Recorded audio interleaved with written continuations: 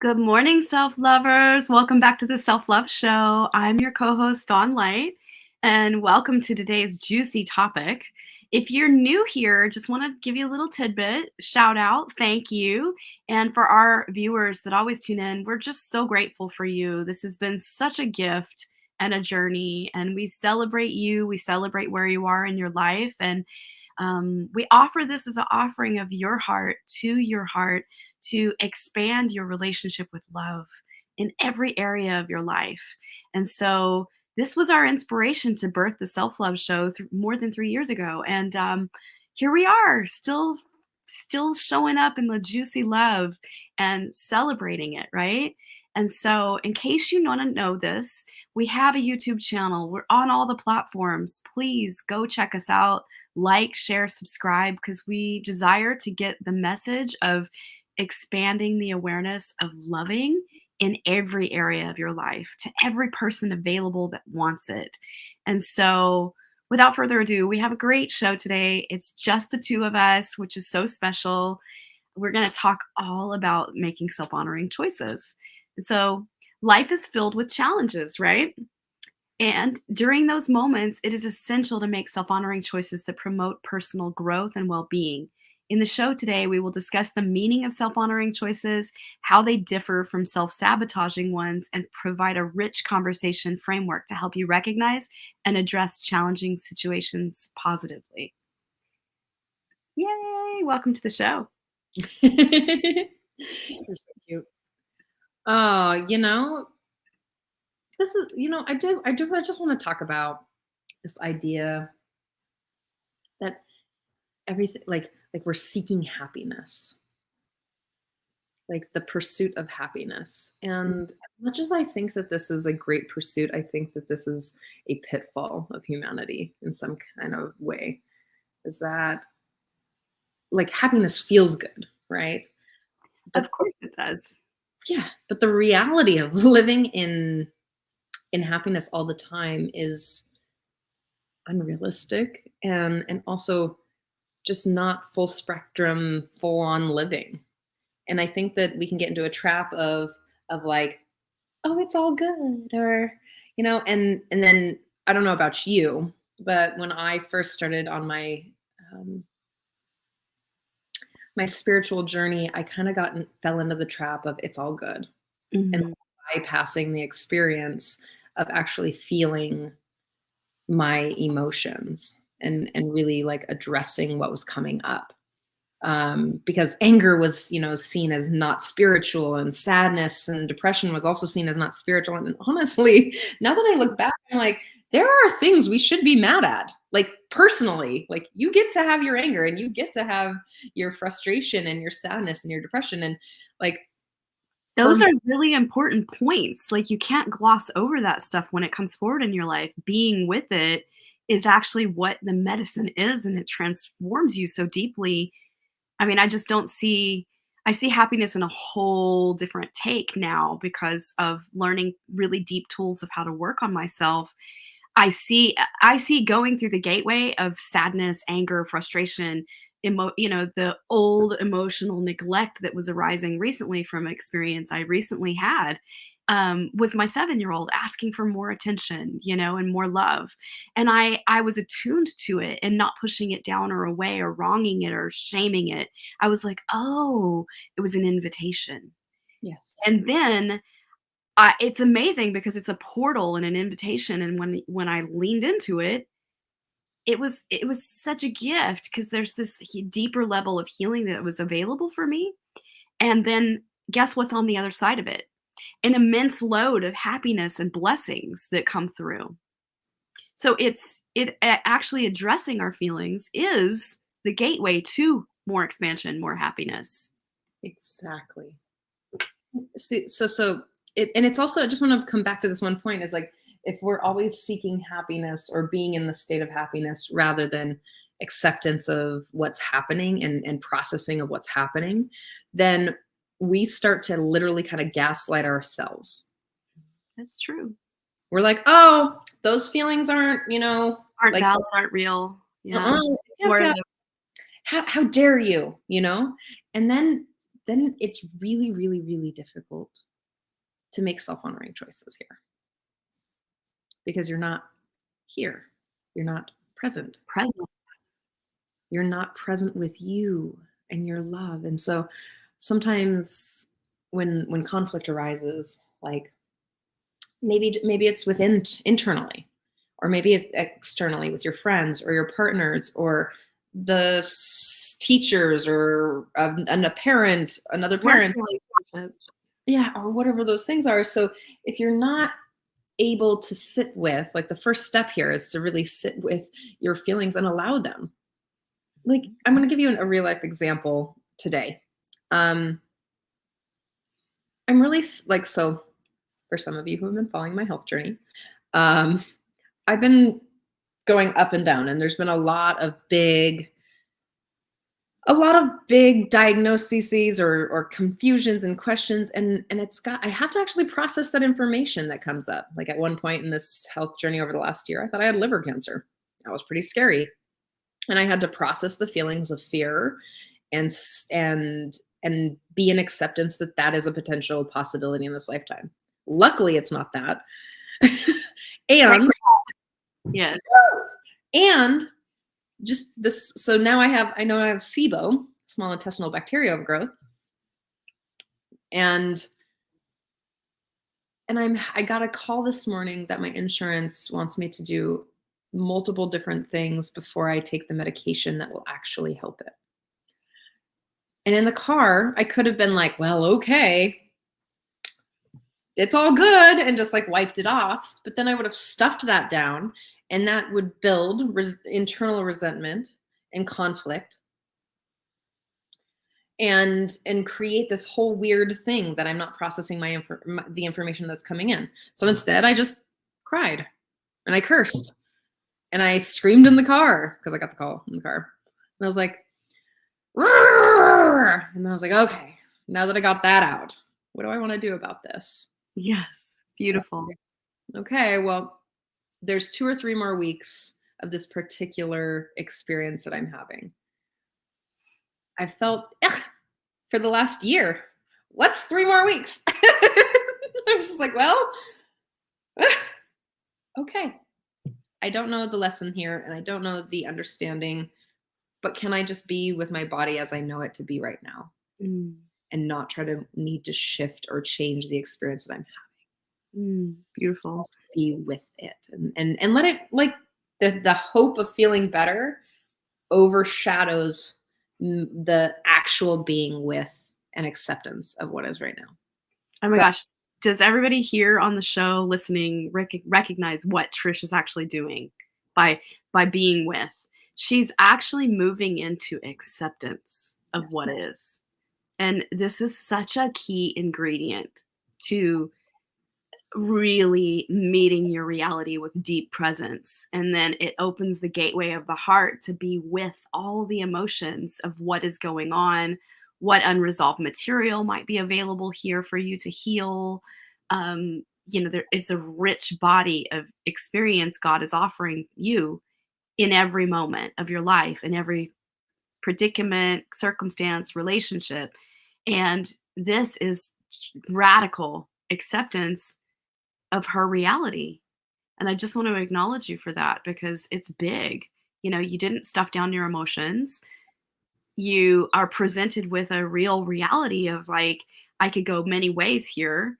And first, I'm going to address my emotions of how I really feel about this. This sucks. And I'm angry. And Yeah. then you got to move into greater levels of acceptance. Like, okay, it's 3 more weeks. What's 3 more weeks? You know? And in reality, that 3 weeks is gonna fly by. And now you have a light at the end of the tunnel knowing I can soon take the medication that's gonna wipe this bacteria out. And that's such a blessing. See, that's the thing is, like, you all have heard, unless you're new here, you haven't heard. My definition of love is the radical acceptance of what is. So when I'm thinking about it, is like self-love is to radically accept me as is, all of the things. Mhm. And here, let me just take you through the inner process, because then maybe it'll help you. So it sounds like I get the call and I was like, do not curse. I'm like talking out loud. I was like, do not curse on the phone. This person doesn't need your anger. Because all I was Right. like, all I could hear is like, Good job. That's and I was, so powerful. she goes, what? And I was like, it's okay. I'm not gonna, it's frustrating. And she's like, I know, I'm so sorry. And I was like, I'm just emotional about it. And she's like, I know, we tried. And I was like, I know. So I hung up the phone and I was like, this is so frustrating. And I let the flame of experience go through my body. Like all of it. I cried, I cursed, I did the thing. And then I took a deep breath and was like, okay, of course you're upset. It's been a long time. And I just validated my own experience here. It's been a long time. This is very frustrating. And I can understand how you feel this way. Like, I know you want to feel better. Like talking to myself as though I were a best friend or a lover or a parent. Like, oh, So I have something to ask you here. oh, Now can that I? now that I hear you moving into a greater level of acceptance, try this on. What if I just had 10 to 20% more acceptance of this circumstance, choice presented to me, this reality? What would then happen? Well, let me finish the process that I was in, and then Yeah. we can go to the Yes, question. yes. Then it was like, okay, what is happening now? Okay, I'm scared, validating the feelings. I want to feel good. How can I do that? Well, I already have systems and plans. What's another 3 weeks? There's a lot going on. Okay. And I'm accepting that it might come back again. And then I have a lot of people to talk to if I want, like, hey, Dawn, or my therapist, or someone to share these things out. And I think that the question that you just asked is also incredibly important. 5 to 10% more. Um, did you have you read the 5 pillars of self-esteem? I have. It's been a while, but yes. That particular technique is so, like, if you ever want to try on shifting your mindset, the question that Dawn just asked is the kinds of questions that you can really make profound emotional shifts. Because sometimes we get caught up in this shift needs to happen. I need to go vegan. I'm just going to use this as an example. I need to do this. I need to give up these things. And instead of, like, that looks like a big thing, right? When you say, oh, can I just give up 5 to 10% dairy, meat, eggs, and those types of things? Doesn't that seem like doable, right? Or if I can love myself 5 or 10% more, what would that give me? Right, it just opens up an available space to spirit to give you the next step. Instead of, like, it being 30 steps away, it's actually just right here and so available for you, and it's not something that's a stretch or scary. It's just so available. This is the next step, but we have to have acceptance of what is and ourself in that experience to even open up the possibility for our creative brain, creative mind to tap into the higher realm of spirit's wisdom that is your inner counselor, that is available to you at every millisecond of your life. But you have to call it forward. Yes. You have to be responsible to call it forward, to remember to lean on it and ask for its blessing, ask for its help, ask for its availability, ask to go to a higher level within yourself around what the material is. An incremental shift. Mhm. See, I love that you brought this in because it's All so of it. powerful. An incremental shift makes all the difference. Mhm. And Like, this is all in the realm of self-honoring, right? What we're speaking about is actually the actual inner steps to making self-honoring choices. Because how can you make a self-honoring choice if you don't have acceptance of what is? You can't. You're resisting reality, and what you resist persists. We all know this, so it's really important to, first step is always, and their first law of spirit is acceptance.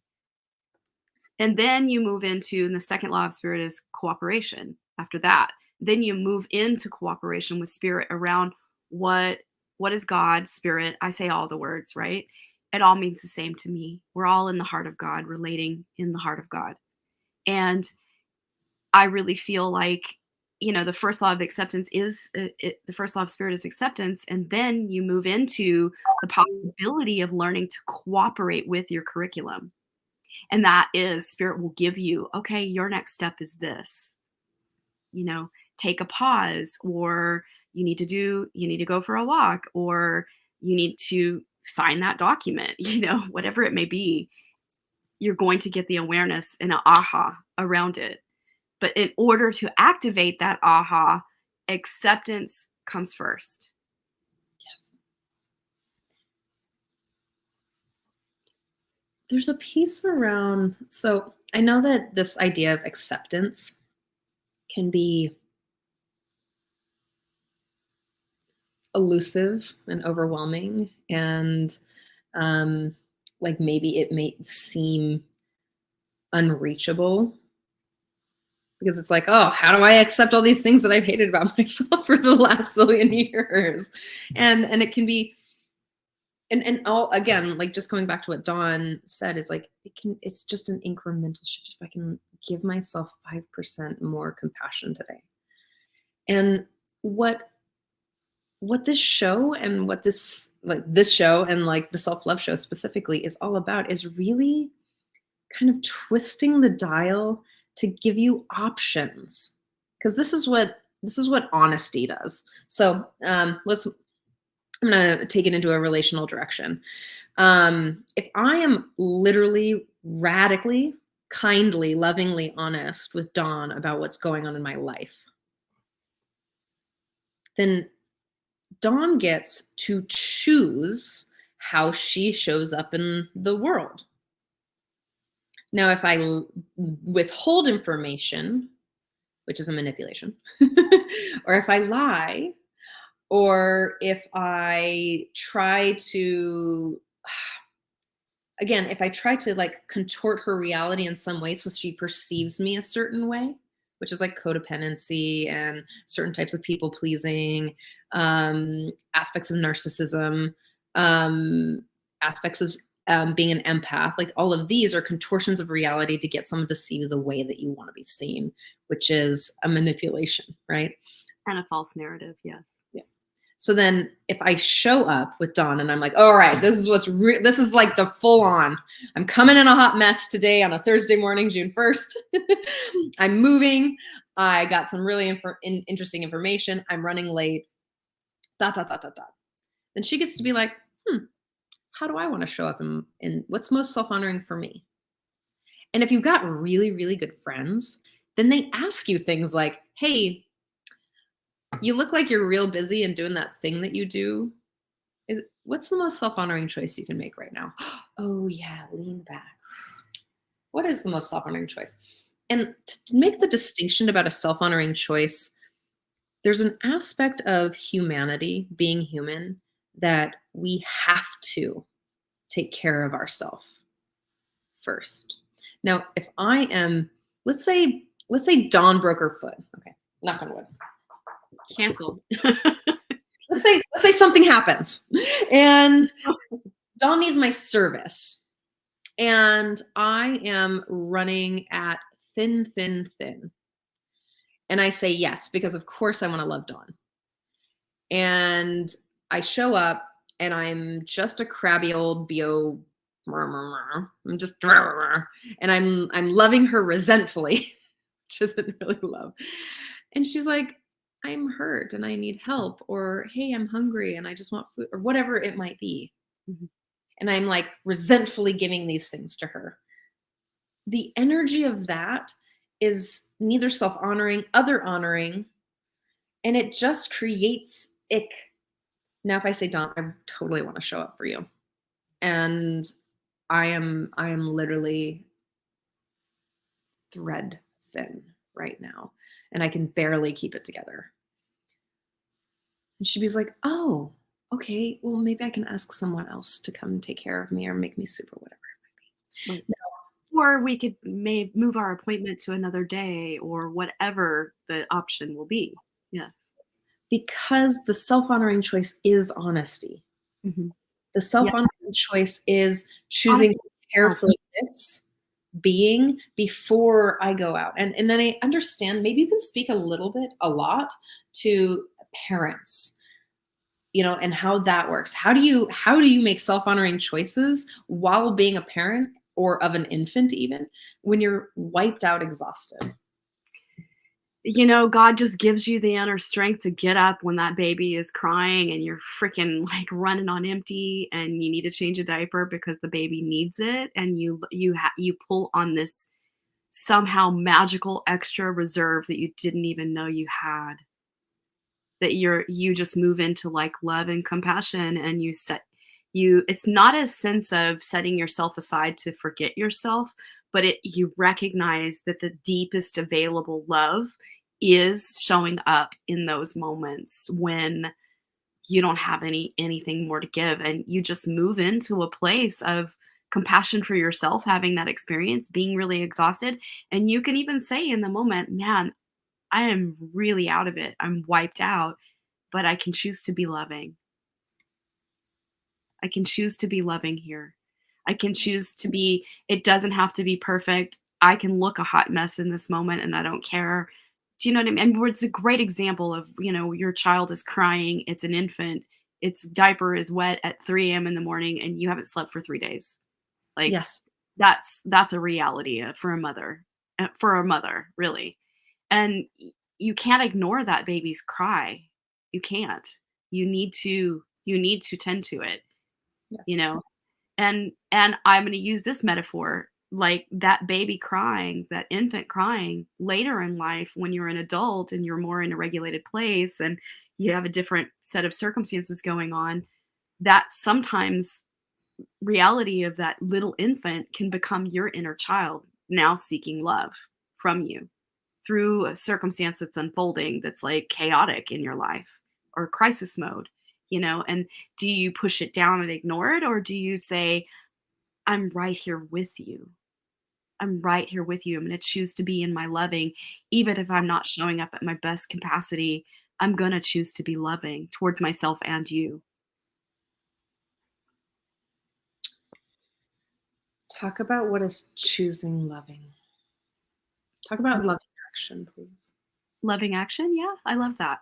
So, loving action, it's really beautiful. The first two principles of spiritual psychology are see the loving essence in another. If you can learn to attune to your inner counselor while your eyes are meeting another pair of eyes and attune to the love that is inside of them and yourself, you create a magnetic field of loving together through your eyes, through your heart, through your breath. And you learn to attune to them and listen. The next principle is listen with the ear of loving, hear with the ear of your heart. So, regardless of their thoughts, behaviors, feelings, egoic patterning, their ego, you learn to attune deeper to the loving that they are. Because the truth is there's no separation between us. We are all sharing in God's love, loving vibration. There's no separation. It's molecules, it's particles. This little nail clipper, this pen, the table that my computer is on, my computer, Trish's environment, Trish's beautiful eyes and face, like my skin, my husband that's in the other room, our dog under the couch. All of this is love. There is no separation. And it's an illusion to believe that we are separate from one another. And so that's what carries out the ego having struggle with another ego, is because we're not actually attuning to the loving that we all share within. And that is where you reach a higher level of awareness and can relax into yourself, knowing that, God is the way, has us, holds us, every part of it. Our curriculum is given to us and we choose it coming into the earth school. And, just simultaneously as it's so challenging at times, we also are given the solutions and the insights that come along to move through it and heal it. And it's all a perfect divine mystery and puzzle, and it's beautiful. And so it's really about allowing yourself to choose love in every moment, even when it's makes no sense, you know?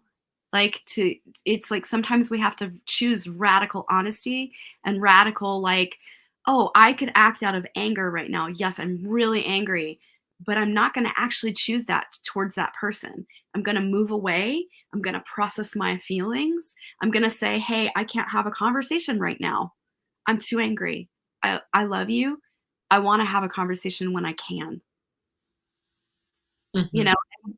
That's so powerful. That is really owning your experience and not placing it outside of yourself, and I can really speak to an experience I had, recently that was so challenging for me.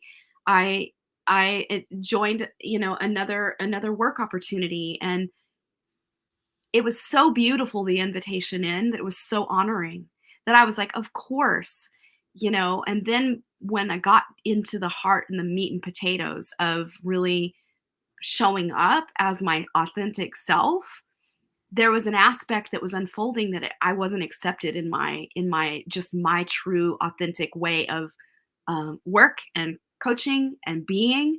And like I've had massive skills that have been cultivated over the years through graduate school and still serving in that program now. 7 years deep into this service Mm. field skill, and there was a lot of imposed way of like it needing to be their way, and there wasn't really an acceptance of what I brought to the table. And it's interesting because then it really triggered this very core wound that happened for me very young at 7 years old. That was really a very I know it's a piece of core curriculum that I came in with in this lifetime to work through.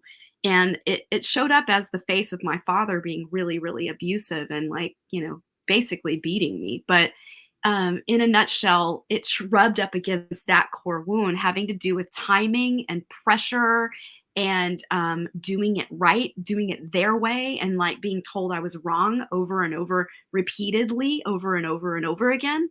And I was so proud of myself. I did not cry. I did not get triggered.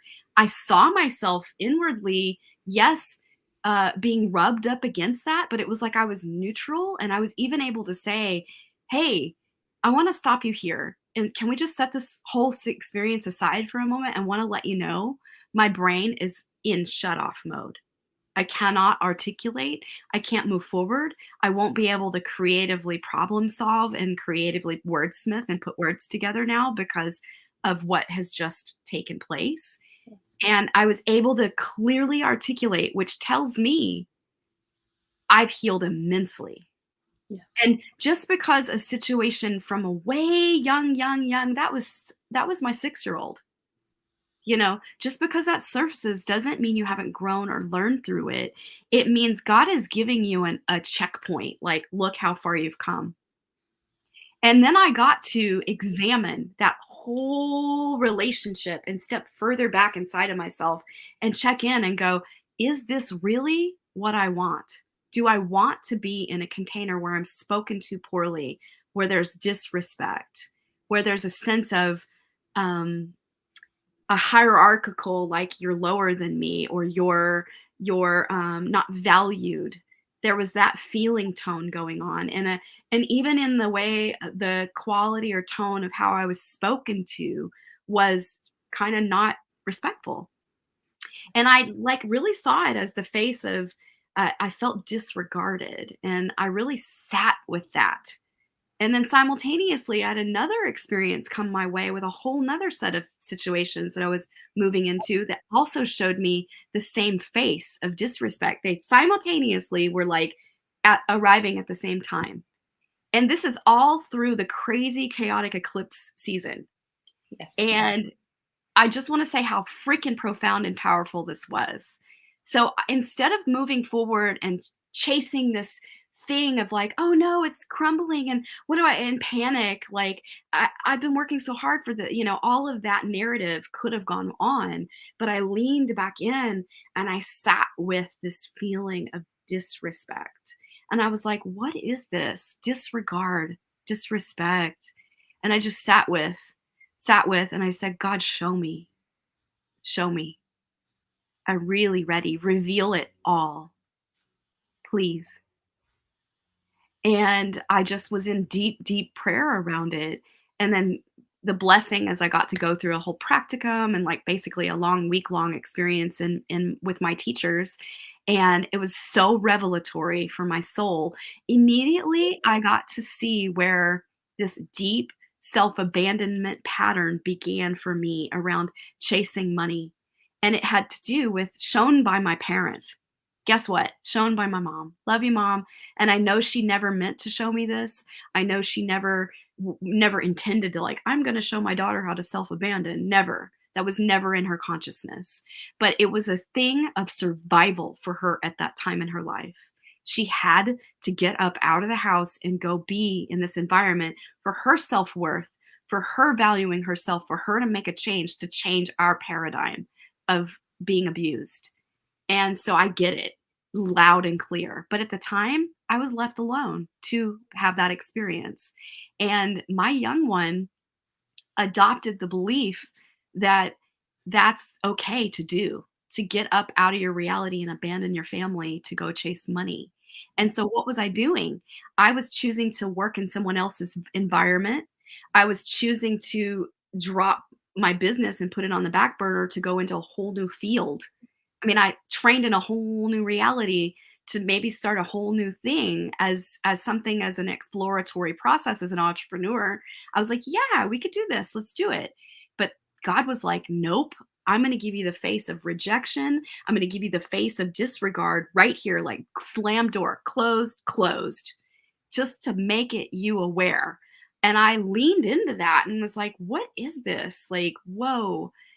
And I just sat with it and I grieved the 7-year-old that had that emotional neglect. And I was with the shame of emotional neglect. And I cried and I wrote and I sobbed and I just was like, I can't move forward. I am going to be with this. And I don't know what my life will look like moving forward, but I'm going to be with this. And then I immediately, what came forward was, okay, God, what do you have of me? How can I be of service? What do you want? And I heard loud and clear, get back to your business.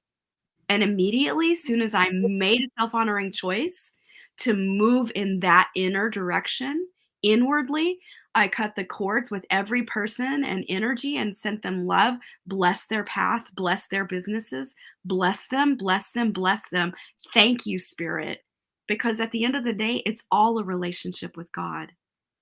And I pulled it all back and I just was in my heart and said gratitude for my practice, for my business, for my clients. I said, okay, God, if this is what you want, open the way. And within a week, I didn't even have to try. I got 4 new clients. Boom, boom, boom, boom, boom, boom, boom, boom, boom, boom. Like, and it was so alignment, so aligned. And this is what the blessing of being with and making self-honoring choices in challenging times does for you. It opens a whole new portal and gateway of blessings on the other side of it.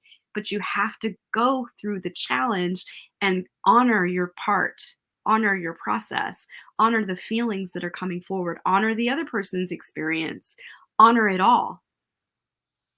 And in that, it was just such great alignment back to like, what is my purpose? What I'm here to do, what I'm here to teach, what I'm here to share.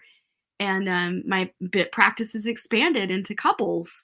So now I'm coaching couples again. It's like, it's exciting because I had been just focused on women, and it's just a whole new portal of expansion going on in our life, in my marriage and in our life. And it's so exciting. And that's the blessing you're getting to hear from the difficult curriculum that was surfacing. I mean, and I radically moved my whole entire life, like moved my home, moved everything to go be involved in these 2 other businesses. And that it was just like, nope, Nope. I was like, wow. Such Because you made self-honoring choices. mhm. Such completion though. Completion of old curriculum between my husband and I. There were so many pieces revealed. So many pieces. I'm so proud of you both for trusting too. One of the most powerful things that Dawn said to me, I mean, she says powerful things to me all the time. It's like amazing to have a best friend group that are like wildly powerful women. Like, I don't even know. Um, Thank you. I like literally, I feel so blessed. But you said something to me recently, and I'm wondering if you're willing to talk about. I'm gonna. I'm not willing to regret trusting or something like that. Oh, yes, absolutely. Yeah. So, I mean, it was very dysregulating. Like my husband and I 110% jumped all in on this business opportunity that was presented to us for two new businesses. And we were like, yeah, we're entrepreneurs. Let's do this. We were, and I had to do this in very intense training, radically out of my field, but I was like, okay, yes, God is presenting this. Yes, I got the dream that was like, it's a go ahead, go do it, and I put it in my bedtime intention. I got a really clear dream. And come to find out, and I understand why now, but I'm going to stay with the what you asked. So, it was very dysregulating for our whole reality. We moved away from where we were living, like 30 minutes north, which is completely was dysregulating. We moved to a place we didn't know anybody. And we did this to make a move to strategize to be involved in these two new businesses. And then come to find out, um, the person kept making agreement changes and it just was dissolving before our eyes. And I just sat with it and was like, I cannot move forward with a person that doesn't have integrity. I can't do it. I cannot. I have to honor this. And then I was like, wow, what are we going to do? We just moved our whole reality. And then I just said, you know what? I am not going to regret trusting. That is not an option here. And that is such a radical shift in reality. Coming from a person that had a boatload of curriculum around trust in my childhood, my distrust was the first place I always learned to go to, and I didn't do that. I just sat down next to my husband. He was about to play the piano, and I looked at him and I said, "I want to tell you something. Do not regret trusting." Do not regret jumping all in on this experience and giving it a try, because everything in life is a risk. God presents opportunities and we go for it. And just because things don't work out doesn't mean we didn't do our part or we didn't show up authentically. We gave it our all. We showed up 110%. We rearranged our whole reality to do this. We showed up for ourselves and the other person. But there's another party involved. And just because they weren't showing up at their best capacity, now we have a choice point. And I'm not going to regret trusting, because I know with my heart I was trusting God. And that is everything. I said, do not have an ounce of regret, because this is a blessing and we don't know yet what the blessing will be, but we will find out. And this is our choice point now. Now we're at a choice. Do we choose to work with someone that is showing us major red flags? No, we don't. We move away, because that's self-honoring. And move away and we say, you know what? Just because this is the way it is, I send you love and blessings. It work out for you, but I feel integrity here with myself and have to choose moving back towards my husband and moving together. And then the real truth is revealed. Wow, we have an opportunity to work together for the first time in a long time. And that's what God really wanted. And it needed the carrot of the two businesses to kind of get us to go that direction, for my husband to let go of his 5-year career. And, now we're going to work together and create beautiful things. More to come, more to be revealed there. And yeah, and it just up leveled my whole experience with trust again on a whole nother level. And I felt deep renewal move into my life, and a sense of happiness and a sense of like gratitude for the experience, a sense of gratitude for my trust and moving here. And then it was presented, oh, we moved here for our son. We moved here for him to go to the school that's close to here that we just got him enrolled in. And I was like, wow, spirit, thank you. Yes, it did not look at all what we thought it was going to be. And we're really able to see the silver lining and the blessings here. And we're really able to lean into our part and choose ourself fully and choose what feels in alignment with spirit and not make the other parties wrong or bad for what transpired. It's okay that that stuff happened. I wasn't meant to go that path.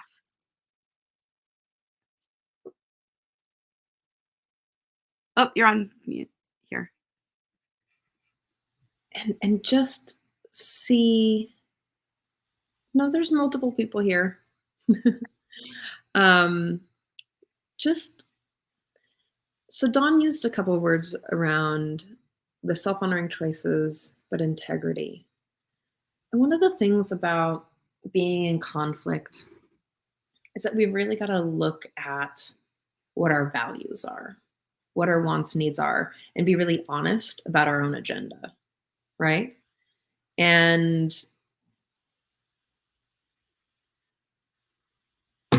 I'm all like, "Ooh, do I want to share?" That we have to be honest about our own agenda and what's going on. So, like, here's an example about looking at our values. Now, we've talked a lot about the self-empathy tool in the past. Reach out if you want to get more information about that. But this will also really help you understand what drives you. What's your driving motivations, your values, your needs that drive you. And when you can look at those things and you can actually tell someone like, "Hey, I'm looking for this connection or safety or freedom or self-expression," or whatever it is, that that's where you get to start really looking at who you are and what makes you up. Now, living in integrity to me, and I, if it doesn't live like this for you, Dawn, let me know. But for me, living in integrity is my thoughts and my beliefs are in alignment with my feelings and how I move through the world. Now, I also think that this is a spiritual connection, right? Is that now I am like, just be like I get out of integrity as all the time because I do something out of old habit or I say something that hurts someone unintentionally, and then I come back into integrity by certain practices. Now, I don't want to get too far off the beaten path here. Now, in if you're living in integrity, right? So let's say I have a new partner who's really lovely and I want him to be free. I want him to like just be himself. I also want to be myself. This is a new thing that I'm trying out in a relationship. Who knew? I will be himself. Yes. And so that means that I have to lean back into my own safety and security all the time and whatever he wants to explore. Now we're starting to get into the depth of our relationship where we're starting to find some conflict. And it's about hearing the conflict or seeing it, having the moment, emoting, having the feelings, right? And then getting curious about what is actually happening. Because what's happening in my brain is, I don't know, maybe 80% real until I actually say, hey, what is actually going on this side? And then I get to actually choose what are the wants, needs, and values that are up for me right now. Oh, I want safety. And we're having this moment. And I can share that so that so I can make self-honoring choices. Like, hey, I want donuts today. And he's like, oh, God, I can't eat another donut in my whole life. And I'm like, but I really want donuts. I'm using just a random wild example. This is not what happened. But for the sake of like lightening it up, it's like, I really want donuts. I can't eat another donut my whole life. And I'm like, oh, but I'm going to eat donuts sometime. And I want to eat donuts with someone because the connection around this donut thing is important to me. And I'm like, oh, right. Now I could really like fight my needs to get met, or we can find a way to negotiate the situation, right? And that is the living in integrity, because now I'm sharing about what is my need and my value. And I'm really choosing to be like, okay, well, I need donuts. Love, I need donuts in my life.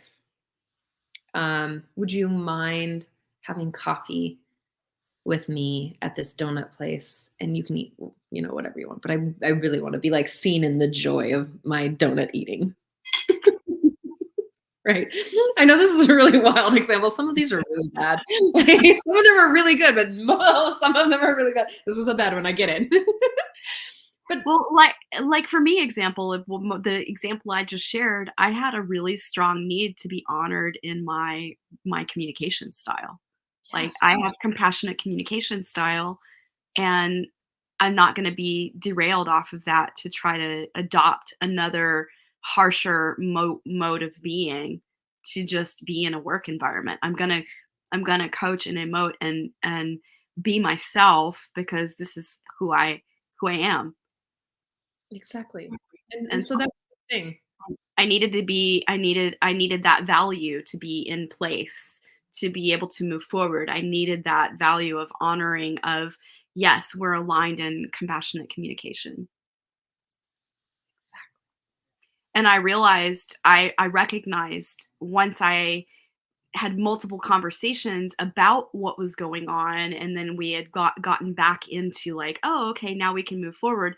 But then immediately the banter would come back of disrespect of like, in the emails and in the like, it was just like complete like, we just had a conversation about this. Why is that tone still present? And I realized I had a deep realization come over me of like, this won't change. So I get a choice. I get to choose. I choose what I value and what I honor. And if compassionate, loving communication can't be in the relationship, even if it's a work dynamic, it's okay. But I choose myself, and I choose to move away because I'm not going to be putting myself in the situation where I'll be disrespected. I'm not okay with it. Exactly. Standing up for yourself is also self-honoring choice. Mhm.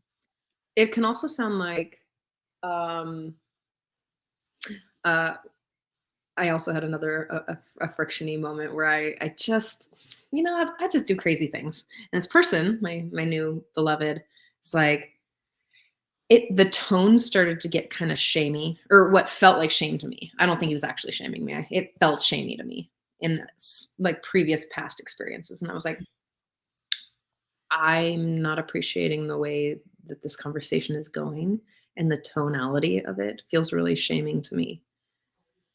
I invite you to make requests of me, and I can try to show up in those places and we can negotiate. But this conversation is going to have to stop in the way that it's going. And he was like, oh, okay, perfect. And then I came back later and was like, hey, I know that tone was really like specific and direct and kind of curt and firm. How did that work for you? And he was like, oh, that was perfect for me. Thank you for being direct. Now, do you see how it was like, I'm unwilling to participate in things that harm me? I'm also unwilling to participate in things that harm him. I'm also unwilling to participate in the disrespect, like Dawn said. So now you have two examples, both from Dawn and from me, of way to communicate effectively, the a self-honoring boundary even, Mhm. and a negotiation of reality around the boundaries that one can create. Like I hope that those of you who are listening and watching right now are starting to see like this is in real time. And I know that, I mean, we started with Self-acceptance.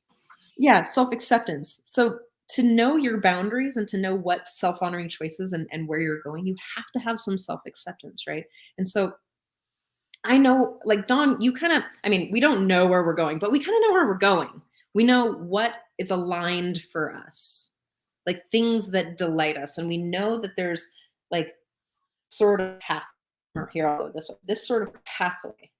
I know I'm not going to go here, and I know I'm not really going here, but I know this is in the place of I. Like when I say I want to just show you like I right here, the I that lives here. that I can feel here, the embodied, energetic movement where it feels Mhm. safe in my belly and open and freeing and expansive. Mhm. And I can breathe and my chest feels aligned with all of this. Like that's the area that I'm going in, right? So if I know that I'm going there and I know that I'm unwilling to cause harm as much as I possibly can, I'm unwilling to take abuse or violence or participate in someone else's trauma, or like I know that I have these things that I'm unwilling to do or receive, that I can communicate those things and set boundaries. That's my proximity to the other person, Mhm. and remove myself if I need to. And I love, Dawn, that you were like, I don't this is not what I'm tolerating in my life. And to upgrade, to raise your level, your standards, to raise your standards, you have to literally, you get to literally choose the behavior you're willing to accept. But you also have to be able to treat yourself in that way as well. And the most amazing thing is I was able to really clearly communicate, like, when it happened, what wasn't working for me, how I felt, all the parts. I was able to articulate. I It was amazing. And, I'm not in the business to make the other person wrong. It's not about wrongdoing or right doing. It's just at the end of the day, there was a misalignment going on, and I God did not want me to participate in that. I was moving away from the reality is underneath of it all is spirit is wanting my husband and I to build a practice together and to build together, and that's really what is going on behind the scenes. But we had to go through all this movement of stuff to get there, and that's why all of that was presented in that way. That's why that experience unfolded and why it rubbed against a core wound place that's really transformed. And I can see myself in that not doesn't mean that the memory will ever go away. I erratically still have the memory of everything that transpired when I was that age, but I'm not operating from that place anymore. And I was able to clearly, I mean, when I was a child, my brain would shut off and I wouldn't there was no there was nothing. And I would just be in complete frozen mode. And that the fact that I was able to clearly articulate in the moment was a very exact, distinct, clear checkpoint of like a marker of how much I've grown.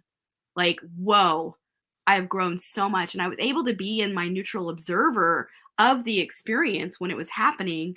And, but at the end of the day, I really pondered it and I was like, wow, that is really bizarre that that happened. And what is this about? And at the end of the day, I started examining all the parts.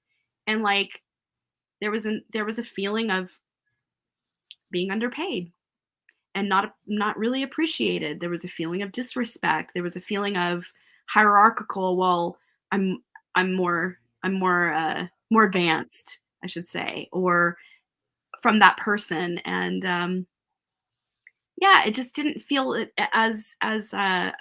at the end of the day, I don't feel like I was really valued for what I really bring to the table, and that's okay. We all learn and grow through these experiences, and there was a major growth edge for that person as well. And I'm just so thankful for the experience because I got to see my growth and I got to choose my growth and I got to say, it's actually not a fit for me to be here anymore because it's just not feeling good to me. And I need to be in a place where I can thrive and feel really good and Yes. have clear communication and not feel like I have to change who I am to be. It wasn't working. I could feel I'm not going to move away from my authentic self of who I am and how I work in the world. And it's just I'm going to show up as me and I'm going to do my best in that place. And I need to be in alignment with that at all Yes. times. And so Yes. that at the end of the day, that's what it came down to is I want to be in congruence with my authentic self and be able to shine in that. And it's happening. It's just like spirit was like, get back to what you were doing. It's meant to be. This is what you're meant to be doing. And yeah, it's flowing so gracefully. When we stop believing that love and collaboration is manipulation, violence, degradation, and power struggle, we get congruence. Purely. Like these social kind of socializations or conditioning that teach us that we're supposed to tolerate abuse from people that we work with or people that we love is just wild. It's just wild to me. So I love it. Again, I mean, I don't know if anyone told you today, y'all, but you can be loved for just being yourself. Yeah, absolutely. You can be loved for just being yourself. Be respected. You can be seen. You can be valued. And if you're not valued, go to places that go to where you are valued. One of the things that happened, it's like someone in my life has a really, really poor image of me, and they think that I'm kind of like a really trashy person. And it occurred to me like, oh man, I can't show up in that person's life. Like, why would I, as a person who would love themselves, show up in that way with them? Like, I show up there. What does that say about me if I keep asking for their validation? And then B, why would I keep hurting them to show up in their life? And C, to really make a self-honoring choice here, what is the most loving action that we can take? Now, we're wrapping up the show, and I know that. And I just want to say, like, hey, you choose the places that value you. Choose the places that see you and see you in your best, reward you in your best, and also love you and are kind to you in your most deep moments, who are willing to work with you, who are willing to stay present, consistent, and kind when you're messing it up. Or when you need a little support, when you're freaking scared. Like, you get to make self-honoring choices that level your life up. And I know that some of these choices are really complicated. I know that leaving an abusive partner is incredibly complicated. I know that choosing a nap and and some way to take care of yourself when you have children and their needs always come first. I know that's difficult. And I know that making emotional shifts and changes, even that 5%, if you don't know what I'm talking about, go back into the earlier part of the show. Like, these are all, I know that they can be challenging. I know that it can be just difficult to even fathom those things. And to just take the first step of, I'm here with me now. I'm not going to abandon myself. That I get to make a self-honoring choice to be in integrity, in integrity, to be congruent with myself and others. Like, that's where we get to be. We get to choose that as a self-honoring choice. And put yourself around people who are going to remind you, girl, are you self-abandoning again? You're right. Are you doing that thing in relationships? I've seen you do it before you're going to do it. Oh, you're right. You're right. Let's try not to do that. What do you think I should do? Like, there's ways that you can create a container of people and community that work with you. Mm-hmm. And look at how, I mean, you've heard stories about how Dawn's life has changed, and you've heard stories about how my life has changed, all through choosing self-honoring choices, especially in conflict. Mm-hmm. To not take any baloney. If you're struggling with any of this, like any self-honoring choice point, or don't know how to make them, or, you know, things are really kind of rocky and bumpy and you're needing some support, like reach out to both of us. we're happy to assist you. We're happy to clarify things. We're happy to point you in the right direction if it's not us. And the most important thing is reach out, get support. Everything changes when you have another person in your world to just say, hey, what about right here? And reflect on different pieces and get you to connect the dots. Like that's the thing. I can speak for myself. I'm so skilled at is I help you connect the dots to like where it began and what was happening and what parts of each parent did you adopt to make this coping strategy come about. And that's the expertise I hold, and I'm really good. It's pretty masterful, the things that come through, and mind-blowing. Honestly, had some serious mind-blowing moments with some of my clients of like, I never saw it that way. And then it all unravels after they have that aha, and things change in their life, like big shifts. And so if you're wanting that, Trish is an expert at it too. Like, just we just want to encourage you, get support, reach out, go for the gold in your life and make those self-honoring choices, because that's what changes your life. It's choosing you. Can I just ask you a question just before we go?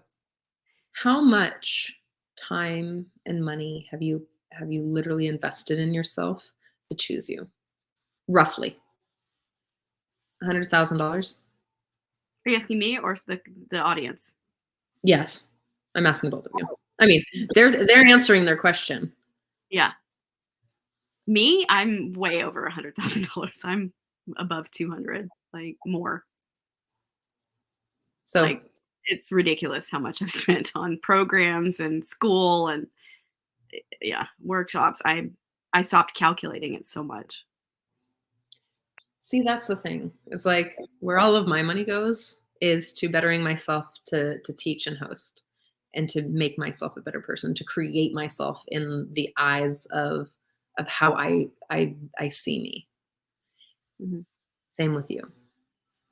I mean, $10,000 programs on like little incremental payments just to be with, to see something about myself that I couldn't see before. And I know that not everyone has these opportunities, right? And that I hope that some of you who don't have the opportunities to spend that kind of money, that you have opportunities to get therapy through like Medi-Cal or through your insurance. Like that is also a good place to get this. Even if you're not coaching with us, get assistance in taking yourself to the next level that you want to go. And honestly, it'll just keep opening the door to greater and greater level. And if you want that high level coach, like hold it as a goal. Hold it as a, hey, if it's not right now, it will be. And God, show me the way to make it happen. Yes. And read mindset books, read prosperity books, start making self-honoring choices to move in the direction of building that what you desire. It's anything is possible. Anything that you desire, your heart wants, is possible. You just have to believe. And if you can't read, there's podcasts. Mm-hmm. There's lots of things. I just want to say thank you, Dawn, for such a sweet conversation today. And thank everyone here for showing up and listening and sharing, liking, subscribing, and giving, the show a rating on Spotify and Apple Podcast and all of those Thank things. you. We appreciate it. And I just want to say thank you to Miss Trish here, because like she is a backbone in my life, and you're a backbone in my life, and honestly, bedrock foundation of just unconditional love. And truly, I thank you for being my sister, my friend, doing the show together. So proud of her for graduating and going on to her degree, and just so excited for you, and just so beyond grateful for you in your So life. great for you. Foundational. And you know what I love about Dawn is she calls me on my BS all the time. Girl, what are you doing? I'm like, oh yeah, what am I doing? Ditto. And I just want to also thank our audience for showing up and being consistent and really like choosing themselves to grow and evolve. Thank you to Roy and Russell for making Self-Love Show happen. And thanks to Jeffrey and David and Michael and Hugs for Humanity and John and Summer Raymer for sharing us out, and Scott Thomas and Love Coach Academy and Global Peace Tribe for being pillars of our life and our love and just helping us share all of this out. And we will see you same time next week. Bye, y'all. Bye.